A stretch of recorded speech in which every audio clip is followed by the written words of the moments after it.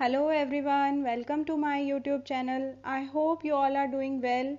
I am going to discuss metric spaces part 1, in which I will include definition and few examples based on metric spaces.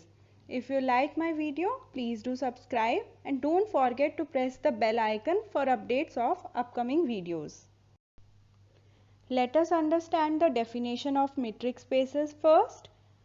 Here we are taking any arbitrary set X which can include vectors, matrices, functions, sequences, etc.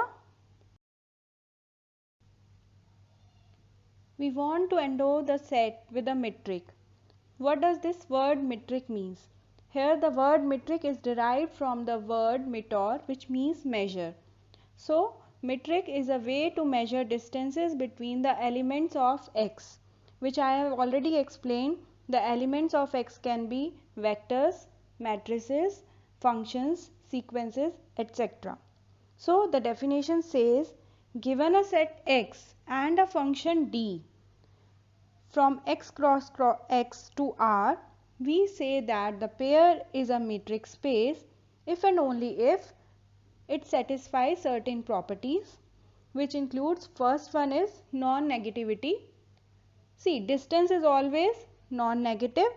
Next is identification, which means if we take two same points, then obviously distance between those will be 0. Next is symmetry. For that, distance between X and Y will be same as distance between Y and X. Next is triangular inequality. dxz is less than equal to dxy plus dyz for elements x, y, z of X. This we can explain by using triangular inequality, which says that sum of two sides is always greater than the third side. Let us take example 1 of real line.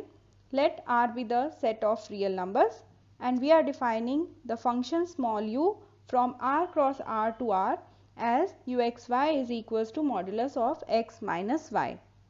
See, by definition of modulus, it is already positive. So, the property 1 is satisfied. Second says uxy is equals to 0 if and only if modulus of x minus y is 0, which will imply u x is equals to y. So second property is also satisfied. Next we have symmetry.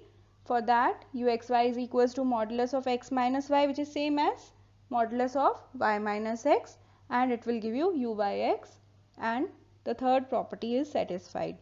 For triangular inequality, we will have uxy equal to modulus of x minus y. Adding and subtracting z, we will have modulus of x minus z plus z minus y, which will be less than equal to modulus of x minus z plus modulus of z minus y, which is equal to uxz plus uzy.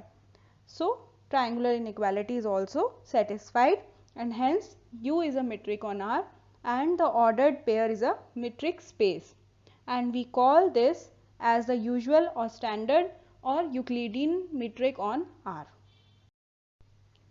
Let us define the Euclidean metric on complex plane, which is nothing but extension of Euclidean metric on real line.